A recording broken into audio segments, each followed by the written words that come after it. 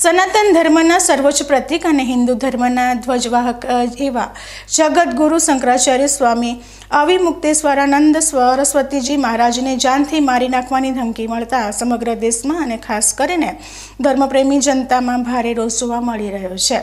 આ ઘટનાને અત્યંત ગંભીર ગણાવતા શંકરાચાર્યજીના સચિવ કિશોર શાસ્ત્રીએ સરકાર અને સુરક્ષા એજન્સીઓ સામે કડક માંગણીઓ મૂકી છે। આ અહેવાલ માત્ર એક વ્યક્તિને મળેલી ધમકીનો નથી, પણ આખા સનાતન ધર્મની પરંપરાને પડકાર ફેંકવા સમાન છે।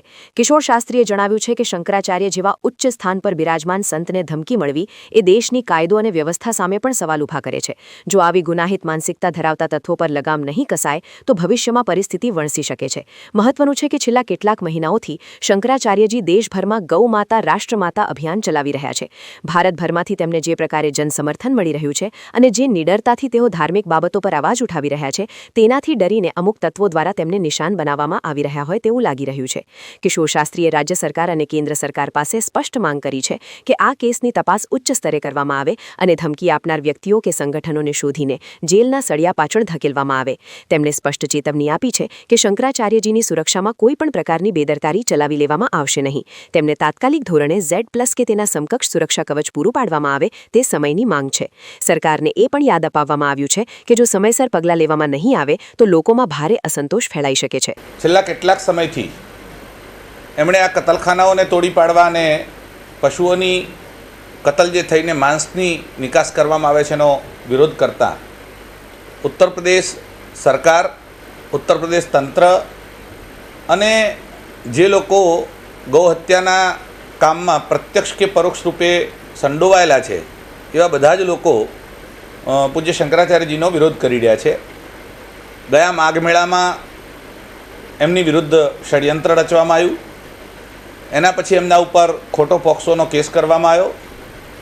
બધા હાથ હેઠા પડ્યા ત્યારે હવે લોકોને ઉશ્કેરીને એમને ધમકીઓ આપવાની, અભદ્ર ગાળો બોલવાની, સોશિયલ મીડિયા ઉપર એમને બદનામ કરવાના આ બધા પ્રયત્નો સરકારની નિશ્રામાં થઈ રહ્યા છે એવું કહીએ તો ખોટું નથી। હાલમાં છેલ્લા અઠવાડિયાથી એક પર્ટિક્યુલર નંબર ઉપરથી અભદ્ર ગાળોના મેસેજ અને એમને જાનથી મારી નાખવાની ધમકીના મેસેજ આવતા હતા। શરૂઆતમાં તો 2 દિવસ ઇગ્નોર કરવામાં આવ્યું, પણ 6 તારીખે એની વોઇસટેગ આવી અને બહુ ગંભીર, તમે જો એ વોઇસટેગ સાંભળી હશે અથવા ન સાંભળી હોય તો કહેશો તો તમને મોકલી આપીશું। એટલી ભયંકર રીતે એ માણસ બોલે છે। મનોવૈજ્ઞાનિકો જોડે વોઇસટેગનું અમે વિશ્લેષણ કર્યું અને મનોવૈજ્ઞાનિકનું કહેવું છે કે આ શાતિર અપરાધી હોય એવા પ્રકારની ભાષા છે, એ કોઈને કોઈ સંસ્થા સાથે સંકળાયેલો હોય એવી ભાષા છે। એમાં એવું કહે છે કે મારા જેવા લાખો લોકો છે જે તમને મારી નાખશે, એટલે જો હું નહીં મારું તો બીજો મારી નાખશે। એનો ફોન હજુ સુધી ચાલુ છે। ગઈકાલ સુધી અમે લોકોએ, એટલે અમારા અમુક લોકોએ ફોન કર્યા એને, અને હજુ પણ ફોન ઉપર એ જ ભાષા બોલે છે, તમારે જે તોડવું હોય તોડી લેજો, જેને FIR કરવી હોય કરી લેજો, હું પોલીસથી ડરતો નથી। એનો મતલબ કે પોલીસ પણ આ વસ્તુને ગંભીરતાથી લઈ નથી રહી। શંકરાચાર્ય નાનું પદ નથી, રાષ્ટ્રપતિ કે વડાપ્રધાન કરતાં પણ ઉપરનું પદ છે।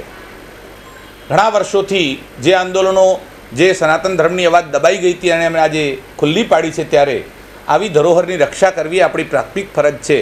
એ સમજીને ભારત સરકાર આ કરે, નહીં કરે તો અમારે પોતાને પણ ખુલ્લા મેદાનમાં આવીને છેવટે અમારી પોતાની મિલિટરી ઊભી કરવી પડશે અને શંકરાચાર્યની સુરક્ષા જો કોઈ કાંકરી ચાળો થયો તો ભારતમાં ભયંકર એના પરિણામ ફાટી નીકળશે એ પણ નક્કી છે। તો આવી સ્થિતિમાં ભારત સરકાર અને રાજ્ય સરકારોએ આ વિષયને ગંભીરતાથી લઈ અને સુરક્ષા પૂરી પાડવી જોઈએ। હવે જોવાનું એ રહે છે કે આ ગંભીર બાબતે સરકાર કેટલી ઝડપથી હરકતમાં આવે છે અને જગતગુરુની સુરક્ષા માટે શું નક્કર વ્યવસ્થા કરે છે।